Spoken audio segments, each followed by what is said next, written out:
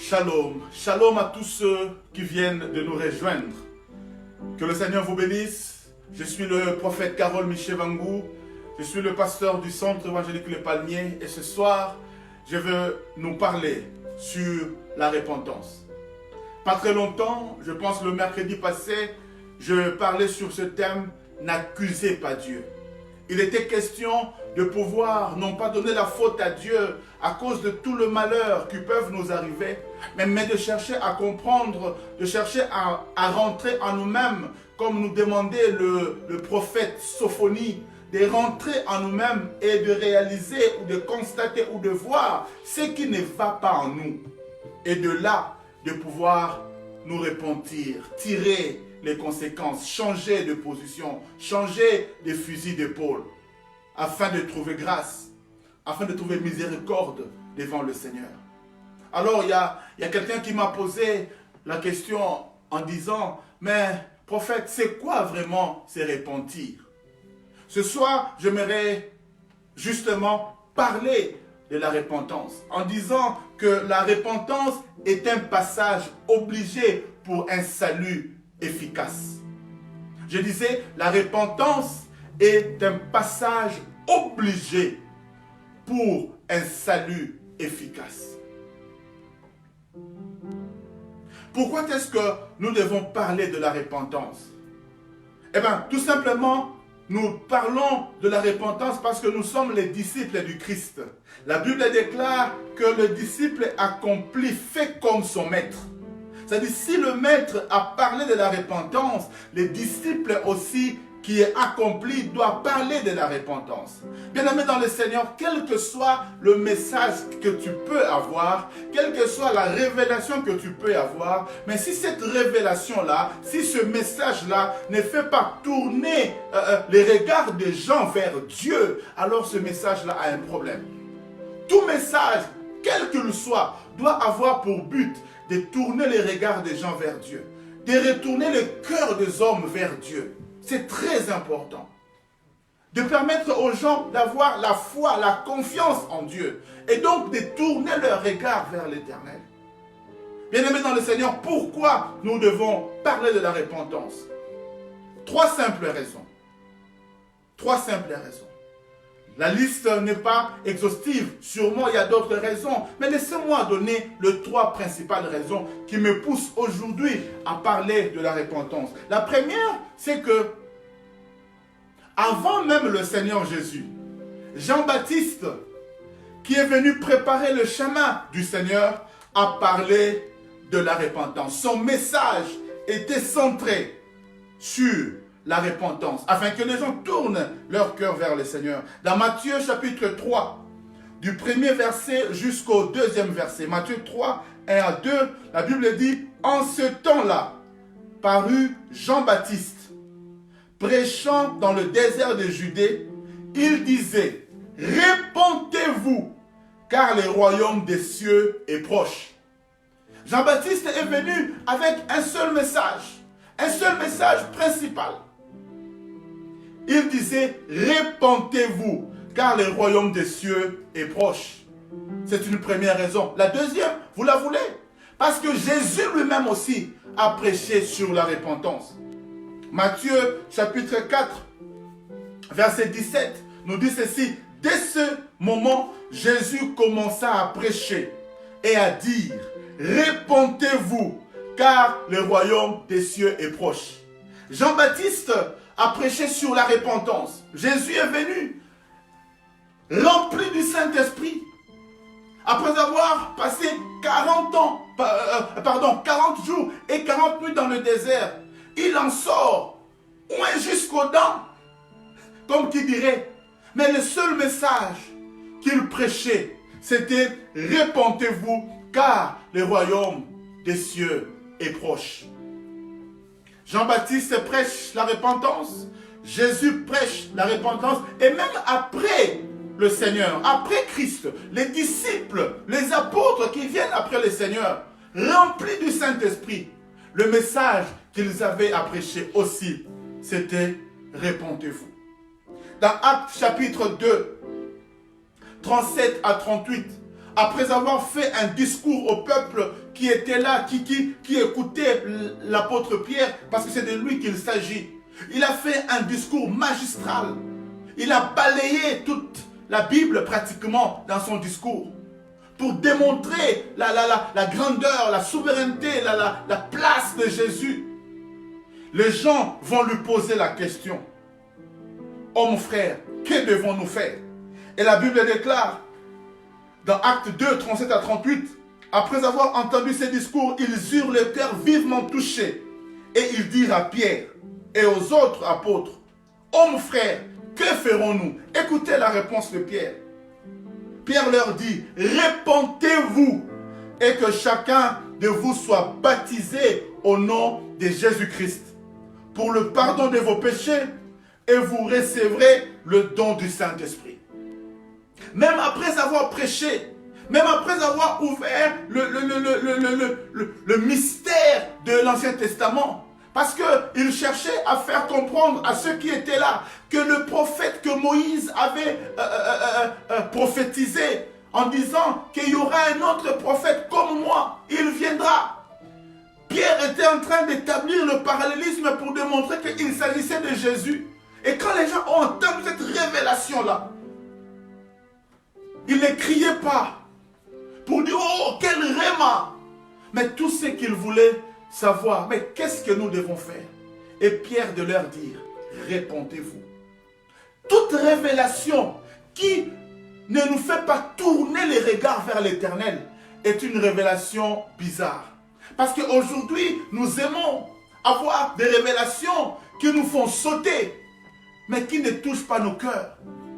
Aujourd'hui, nous aimons des prédicateurs qui nous excitent, qui nous font vibrer, comme qui dirait, vibrer, vibrer, avance. Mais après avoir avancé, après avoir envoyé, après avoir crié, après avoir sauté, qu'est-ce qui reste dans ton cœur? Ton cœur n'est pas touché. Tes sentiments sont touchés. Ton corps a vibré. Mais ton cœur est resté froid. Pierre a parlé. Je ne sais pas s'il a crié. Je ne sais pas si pendant que Pierre prêchait, les gens soulevaient de chaises ou non. Je ne sais pas si pendant que Pierre prêchait, les gens criaient, dansaient ou non. Mais ce que je sais, c'est qu'après avoir prêché, les gens ont été touchés. Et quand ils ont été touchés, ils ont demandé à Pierre, qu'est-ce que nous devons faire? Et Pierre de leur dire, répondez-vous. Jean-Baptiste a prêché la repentance. Jésus a prêché la repentance. L'apôtre Pierre a commencé son discours rempli du Saint-Esprit en prêchant la repentance. Et écoutez, et même après avoir fait un miracle extraordinaire, un miracle qui avait bouleversé tout Jérusalem, dans Actes chapitre 3, verset 19, Pierre a accompli un miracle extraordinaire. Mais quand les gens commençaient à s'agiter, Actes 3, 19, qu'est-ce que dit Pierre? Ou qu'est-ce que fait Pierre? Il dit aux gens, répentez-vous donc et convertissez-vous pour que vos péchés soient effacés, afin que des temps de rafraîchissement viennent de la part du Seigneur. Vous vous rappelez certainement de ce miracle qui avait fait du bruit dans tout Jérusalem. Mais après le miracle, tout ce que cherchait Pierre, ce n'était pas de faire autre chose, sinon d'amener les gens à la repentance. Ce n'est pas comme aujourd'hui, où j'entends même certains pasteurs, certains prophètes, quand il y a un miracle comme ça, au lieu de chercher à amener les gens à la repentance, eh bien non, pour eux, c'est le bon moment pour faire des appels de fonds. Quand il y a un miracle qui s'opère comme ça, ils disent, voilà le moment. Parce que les émotions des gens sont tellement touchées, les gens sont stupéfaits de ce qui arrive. Parce qu'un miracle stupéfait toujours. Mais je vous rappelle que même le diable aussi peut faire des miracles. Rappelez-vous que quand Moïse a jeté son bâton s'est transformé en serpent, les magiciens aussi sont venus. Eux aussi ont jeté leur bâton et les bâtons aussi sont devenus des serpents. Donc le signe distinctif pour savoir que celui-ci est de Dieu, ce n'est pas forcément les miracles. Quoique, Moïse a jeté, les magiciens ont jeté, mais la Bible déclare, le bâton de Moïse a avalé les bâtons de, alléluia, a avalé les bâtons du magicien. Les bâtons de Moïse avalés. Bien-aimés dans le Seigneur, notre Dieu opère des miracles, je le crois, je suis quelqu'un qui vit les miracles tous les jours. Mais laissez-moi vous dire, le miracle n'est pas le signe distinctif d'un homme de Dieu. Après un miracle comme celui-là, Pierre ne cherchait pas à faire l'appel de fonds, comme certains aujourd'hui. Où sont encore des prédicateurs comme Billy Graham, qui rassemblaient des foules, mais qui ne cherchaient pas d'abord des appels de fonds, l'argent des gens, non, ils cherchaient d'abord le salut des âmes. Bien-aimés dans le Seigneur, même après un miracle, tout ce que fait Pierre, c'est demander aux gens de se repentir. Je suis fatigué de ces prédicateurs qui aiment vos poches, mais qui n'aiment pas vos cœurs. Ils aiment vos poches, mais ils n'ont rien à voir. Ils ne veulent avoir ils n'ont à que faire de votre vie. Non, bien-aimés dans le Seigneur. Dieu tient à tout prix à ce que tu passes l'éternité à ses côtés. Ton éternité a de l'importance aux yeux de Dieu. Et la seule possibilité que nous avons de pouvoir vivre dans la félicité éternelle avec Dieu, c'est de pouvoir nous repentir. De pouvoir nous repentir. Après un miracle, certains disent, l'eau est agitée, c'est le moment, c'est le moment. Bien aimé, c'est quoi? C'est le moment. C'est quel moment? C'est le moment de se repentir. Quand nous pouvons voir un miracle s'opérer, c'est-à-dire Dieu est présent. Et dans la présence de Dieu, généralement, on se sent pécheur, on se sent sale. Quel est ce miracle qui ne fait pas en sorte que tu tournes ton regard vers Dieu? Quel est ce miracle? Un miracle n'a pas pour but de tourner les regards vers les hommes. Une fois, un miracle s'est opéré avec l'apôtre Paul. Et les gens qui ont vu ça, ils ont dit, mais nous avons affaire à Jupiter. Oh là là!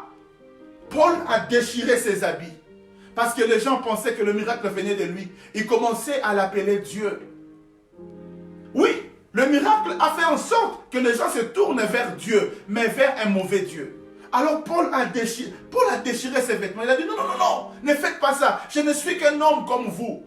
Si ce miracle a été opéré, il y a un Dieu dans les cieux qui en est l'auteur. Ce n'est pas moi. Mais aujourd'hui, si par miracle, permettez-moi la répétition, si par miracle, un miracle s'opère, tu vois un homme qui commence à bomber sa torse, comme si c'est lui qui en était l'auteur. Bien-aimé dans le Seigneur, tout miracle que Dieu peut permettre dans nos vies, dans notre ministère, doit tourner le regard des gens vers Dieu. Donne-moi un bon amen. Alléluia. Il faut que le regard des gens se tourne vers l'Éternel. Pas vers un homme. Pas vers un homme. Pas vers un homme. La repentance. Alors quelqu'un me posera la question, alors qu'est-ce que la repentance? Qu'est-ce que la repentance que Jean-Baptiste a prêché, que Jésus a prêché, que les apôtres ont prêché, que particulièrement Pierre a prêché? Qu'est-ce que la repentance? J'ai essayé de regarder mon dictionnaire pour voir la définition du mot repentance dans un dictionnaire contemporain. Et ça m'a fait sourire. Parce que la définition qu'il y a dans le dictionnaire n'a pas le même sens que la pensée biblique sur la repentance. Quoique, ça peut nous aider quand même. Selon le dictionnaire, la repentance, c'est un souvenir douloureux. Pour les dictionnaires, quand on parle de la repentance, on parle d'un souvenir douloureux, d'un regret de ses fautes. Pour le dictionnaire, la repentance, c'est le fait d'avoir des regrets de ses fautes ou de ses péchés. Je dirais ceci. Dans la pensée biblique, la repentance n'est pas seulement un souvenir douloureux. Selon la pensée biblique, la repentance n'est pas seulement les regrets qu'on éprouve par rapport à ses fautes ou à ses péchés. La repentance n'est pas non plus un sentiment de culpabilité. La repentance n'est pas, je disais, un souvenir douloureux. Quoique, ça peut passer d'abord par un souvenir douloureux, mais ça doit nous amener quelque part à autre chose. La repentance n'est pas seulement le regret de ses fautes ou de ses péchés. Bien que ça peut commencer par là, mais rassurez-vous, ça va bien au-delà. Et c'est ce que nous allons voir.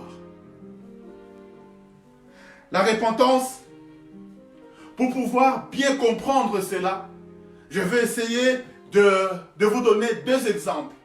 Parce que nous nous repentons à cause de nos fautes, à cause de nos péchés. Nous éprouvons du regret, mais pas seulement. Ça doit nous amener bien au-delà. Quand nous réalisons que nous avons péché, réaliser que nous avons péché, avoir la connaissance de son péché est une chose. Regretter est une chose. Mais si tu ne t'arrêtes qu'au regret, tu ne peux pas dire que tu t'es repenti. Quand nous lisons la Bible, je vais essayer de mettre deux personnes en opposition. Je vais parler de David et je vais parler de Saoul. Dans 1 Samuel, chapitre 15, du 19e verset jusqu'au verset 24, je vais essayer de commenter cela. Saoul avait péché contre Dieu. Mais quand le prophète est venu parler à Saoul, le prophète Élisée, Saoul a commencé le prophète Samuel, Saoul a commencé à chercher des justificatifs.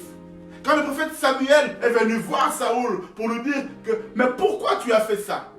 Saoul a commencé par chercher des justificatifs en disant « Mais ce n'est pas moi ». Au verset 21, il dit « Mais le peuple a pris sur le butin des brebis et des bœufs comme prémisse de ce qui devait être dévoué, afin de le sacrifier à l'Éternel ton Dieu à Gilgal. » Dieu avait dit à Saoul, tu iras, tu vas tuer tout ce que tu verras. Bêtes, hommes, tout ça. Mais lui, quand il arrive, il essaie de faire le contraire de ce que Dieu avait dit. Il prend de vaches grasses et il va essayer de les garder pour lui. Et quand Samuel arrive, il dit, mais pourquoi tu as fait ça? Au lieu de reconnaître d'abord sa faute, parce que c'est lui qui était le leader, c'est lui qui était le roi, il pouvait dire aux gens, ne faites pas ça, Dieu ne m'a pas dit ça. Mais il cherche à se justifier. C'est un peu comme ce qu'avait fait aussi notre père Adam. Adam, quand ils ont péché, quand Dieu vient le voir, Adam, qu'est-ce que tu as fait? Je ne sais pas qu'est-ce qui se serait passé si Adam avait juste dit à Dieu, Père, j'ai péché, pardonne-moi. Adam n'a pas demandé pardon. Adam ne s'est pas repenti. La première des choses que Adam a faites, c'est de dire, oh, ce n'est pas moi, mais c'est la femme que tu m'as donnée. Et quand on demande la question à la femme ne voit pas sa faute. Elle dit directement que c'est le serpent. Tu ne peux pas dire que tu te réponds si tu trouves des justificatifs dans ce que tu as fait. Seigneur, pardonne-moi, quoique ce n'était pas vraiment moi, mais ce sont des amis qui m'ont poussé. Bien-aimé dans le Seigneur, la repentance, ce n'est pas une repentance de groupe qui intéresse Dieu. C'est une repentance personnelle. Il faut que tu saches quelle est ta responsabilité dans la chose. Le salut est individuel. Et la Bible dit, chacun aura à rendre compte à Dieu pour ses propres fautes. Quand tu es dans la présence de Dieu, ne viens pas avec des justificatifs. Bien-aimé dans le Seigneur, reconnais ce que tu as fait. Pas ce que nous avons fait, mais ce que j'ai fait. Et je demande à Dieu pardon. Quand on commence à chercher à se repentir, tout en présentant des justificatifs, alors ce n'est pas une repentance. Ce n'est pas une repentance.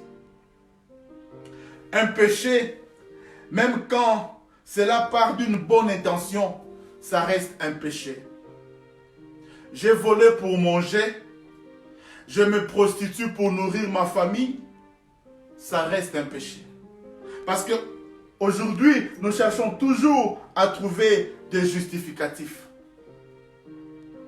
nous cherchons toujours à trouver des justificatifs. J'ai volé, mais parce que j'avais faim. Mais ce n'est pas parce que tu avais faim que voler n'est plus un péché. Saoul cherche à trouver le justificatif. Aujourd'hui, nous cherchons à trouver le justificatif. Bien-aimé dans le Seigneur, si tu entends ce message, il n'y a pas de justificatif qui tienne devant Dieu. Si tu as péché, va dans la présence de Dieu et dis au Seigneur, j'ai péché, pardonne-moi. Et on ne fait pas la repentance avec de prières en général. Seigneur, et ce que j'ai fait, et ce que je n'ai pas fait, pardonne-moi seulement. Toi, tu penses que Dieu est ton ami? Il faut que tu dises clairement à Dieu, Seigneur, j'ai volé. Seigneur, j'ai été impudique. Seigneur, j'ai menti. J'étais un menteur. Je suis un menteur. Ce n'est pas parce qu'on cherche à compliquer le péché, à lui donner un autre mot, un autre vocabulaire, que ça change ou ça s'apaise le degré du péché.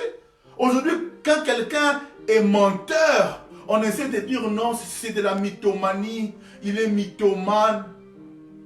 Tu es menteur. Il ne faut pas compliquer. Dire Dieu, je suis menteur. J'ai menti, j'ai volé, j'ai pris la femme d'autrui. Seigneur, pardonne-moi. Oh Seigneur, mais tu vois, c'est elle-même qui avait commencé. Ne cherche pas à te justifier, Yaya. Est-ce que tu as mis le pistolet à la tête? Quelque part, tu as accepté. Alors reconnais et demande à Dieu pardon. Il y a un pasteur, je ne sais plus qui a raconté une histoire qui m'a fait rire. Il y a une femme d'un pasteur qui est sortie à 2 h du matin pour aller aux toilettes. Et il a surpris son mari en train de regarder des films pornographiques. Et quand le mari se rend compte qu'il n'a plus le temps d'éteindre l'ordinateur, il commence à s'exclamer, oh mon Dieu, vraiment, Satan est mauvais. Ah, comment il peut détruire les gens comme ça? Aïe, aïe, aïe, tcha. On t'a attrapé. Et tu cherches à te justifier. Non, je regarde les films porno pour savoir quand je vais me marier, comment je vais faire. Est-ce que Adam a regardé les films porno quand il a vu Ève? Et comment est-ce que Adam savait? Il n'a pas eu besoin de regarder les films porno. Cesse avec les justificatifs. Répands-toi, frère. Répands-toi. Aujourd'hui, nous avons des chrétiens qui même continuent jusqu'aujourd'hui à écouter encore la musique mondaine, païenne. Chrétiens à l'église, chantant Alléluia, Alléluia. Mais à la maison, un vrai fanatique des K, un vrai fanatique des F. Lui-même, il sait choisir entre F et F qui va aimer. Un grand fanatique. On me raconte l'histoire. Vous savez, bien aimé dans le Seigneur, si tu es marié, il ne faut jamais aimer le divorce. Parce que quand on divorce, il y a des secrets qui sortent. Il n'y a personne qui nous connaît à part Dieu mieux que nos épouses. Hein? Alléluia. Il y a un couple pastoral qui a divorcé et les secrets ont commencé à sortir. Et il y a une femme qui disait, yeah, vous écoutez le prédicateur chaque dimanche, mais ce que vous ne savez pas, c'est que chaque samedi soir, il écoute la musique de Franco. Chaque samedi soir, les pasteurs dormaient en écoutant Mamou. Et dimanche, quand il venait avec l'onction, il prêche. Or, c'est l'onction mamouitique, louambouitique. Il ne faisait qu'écouter ça. Bien aimé dans le Seigneur. Ne trouvons pas de justificatifs. Non, j'écoute ça pour connaître les faits de la société, pour savoir prêcher. Cesse avec les justificatifs. Bien-aimés dans le Seigneur, quand nous avons donné nos vies à Jésus, toutes ces choses-là, qui t'a prêché que tu devais laisser ça? Il y a des choses que nous avons abandonnées sans qu'on nous ait à nous prêcher. Sans même qu'on nous prêche, on a décidé d'abandonner certaines choses. On les a laissées. Moi, Il y a des choses qu'on ne m'a pas prêchées, mais quand j'ai donné ma vie à Jésus, moi, on m'a prêché de donner ma vie à Jésus. Et quand j'ai donné ma vie à Jésus, j'ai juste compris qu'il y a certaines choses que je ne devais plus faire. On ne m'a pas d'abord prêché, il faut laisser l'impudicité, il faut laisser ceci, il faut laisser cela. Non!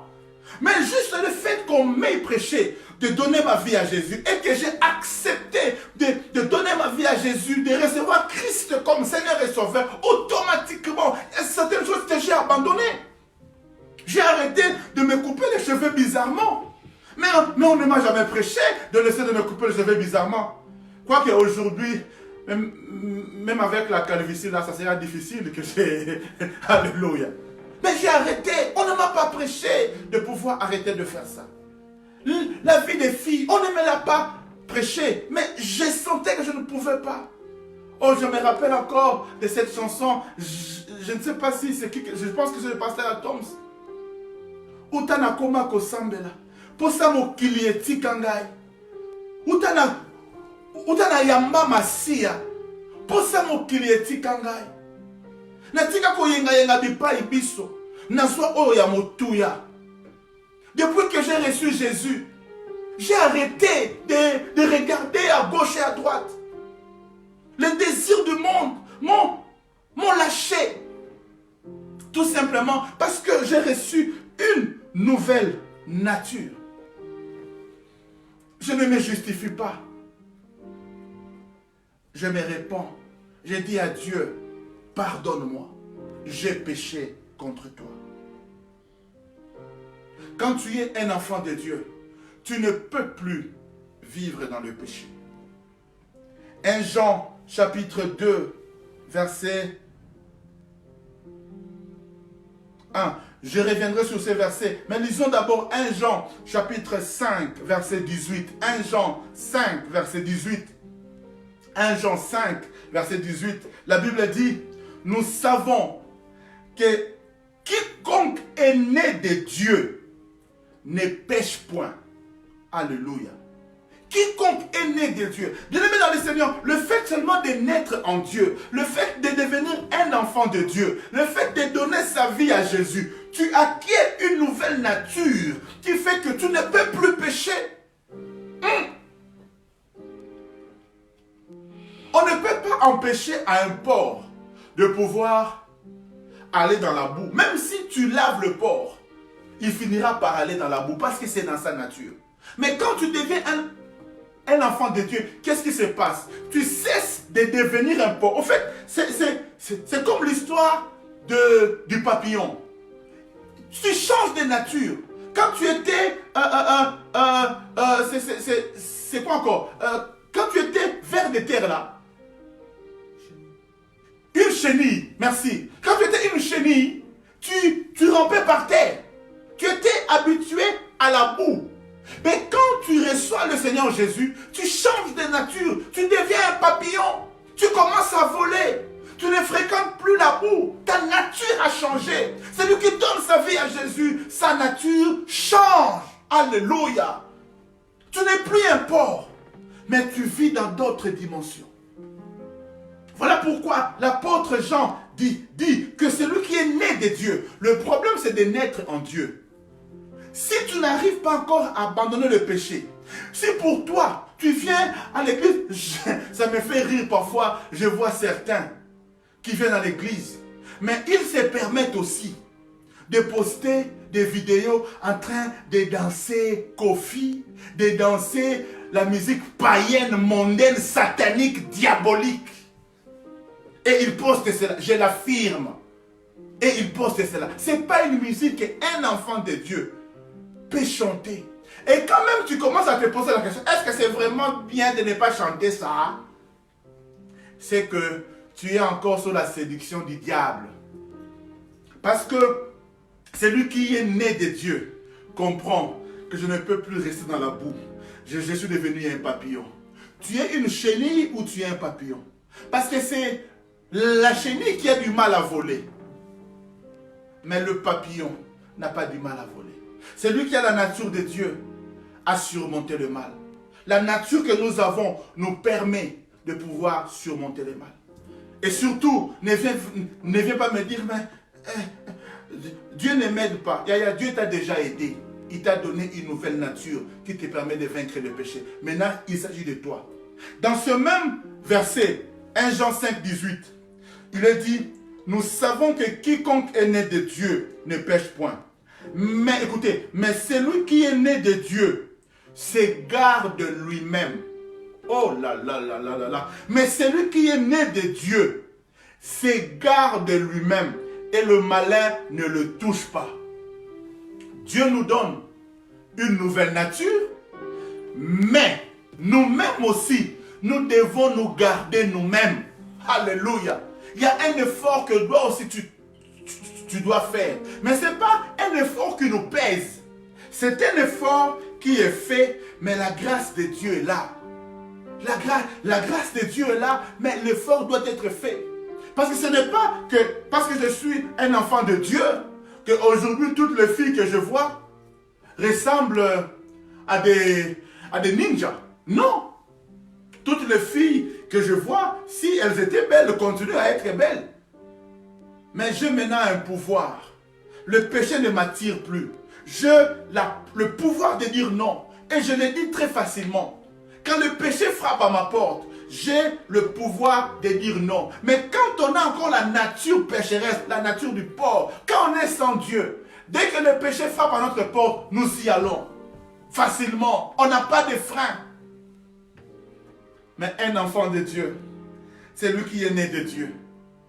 Dieu lui a donné la nature, mais lui-même aussi a la responsabilité de se garder. Parfois, ça me fait rire quand j'entends la prière de certains. Quand ils prient, ils disent, Seigneur, aide-moi vraiment que je ne pêche pas. Seigneur, aide-moi à ne pas pécher. Dieu t'a déjà aidé. Au fait, la prière de certains cache certaines germes des accusations contre Dieu demain. C'est-à-dire, il prie aujourd'hui, mais dans sa prière, il y a déjà quelques accusations futures qu'il pourra faire à Dieu demain. C'est-à-dire, si demain il pêche, il dira, Seigneur, mais je t'avais demandé de m'aider à ne pas pécher, tu ne m'as pas aidé. C'est pourquoi j'ai péché. On cherche encore à accuser Dieu. Et pourtant, Dieu, si tu es né de Dieu, ta nature a déjà changé. Bien-aimé dans le Seigneur, tu dois te repentir. Ne cherche pas à trouver de justificatifs.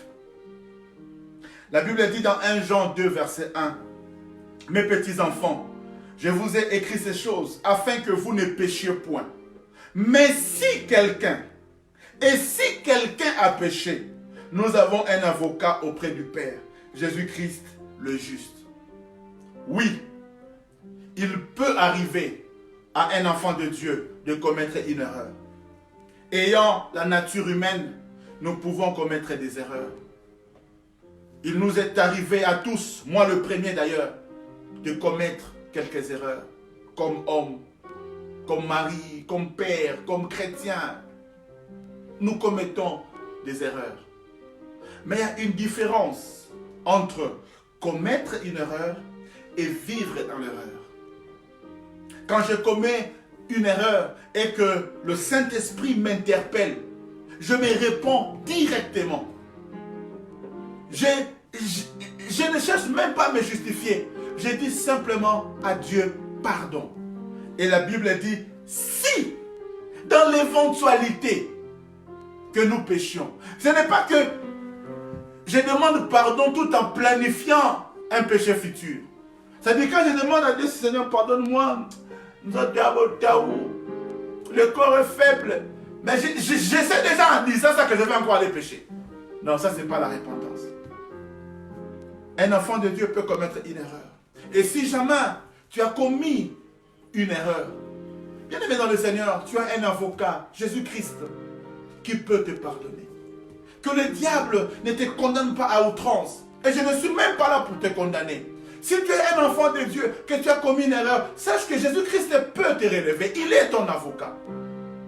Demande pardon, reconnais ta faute et Dieu te pardonnera. Il va te relever, il va t'aider à aller de l'avant. Mais surtout, ne trouve pas de justificatif. Non, j'étais tombé parce qu'elle était trop belle. Oh. Non, j'étais tombé parce qu'elle me souriait beaucoup. Oh. Ne trouve pas de justificatifs. Non, j'écoute un peu la musique païenne là parce que je suis stressé. Parce qu'on t'a dit que les médicaments contre le stress, c'est la musique païenne. Qui t'a dit ça? Non, je me suis saoulé parce que j'avais des problèmes. Non, parce que tu as des problèmes, tu dois aller t'enivrer. C'est-à-dire quand tu t'enivres, les problèmes s'en vont. Bêtise.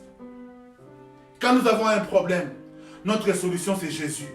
C'est lui qui peut résoudre nos problèmes. C'est vers lui que nous devons partir. C'est quoi donc la vraie repentance? Je vous ai parlé de Saoul et de David. Saoul qui s'est justifié. Mais David, lui aussi, il avait commis un péché. Mais quand le prophète Nathan est venu le voir, ce que j'aime c'est quoi? C'est que David n'a pas commencé par chercher des justifications. Il s'est abaissé devant Dieu et s'est repenti. Dans 2 Samuel chapitre 12 verset 13, la première réaction est de reconnaître que j'ai péché contre l'Éternel. C'est ça la vraie repentance, sans aucune justification. Je reconnais que j'ai péché contre Dieu. Quand le prophète Nathan est venu dire à David, c'est toi cet homme-là, tu as péché. David n'a même pas donné un justificatif. Oh, prophète Nathan, ce n'est pas de ma faute. Elle s'est touchée elle-même là-bas et moi j'ai seulement vu. Non, et il n'a pas cherché à se justifier. Il a dit oui, j'ai péché contre Dieu.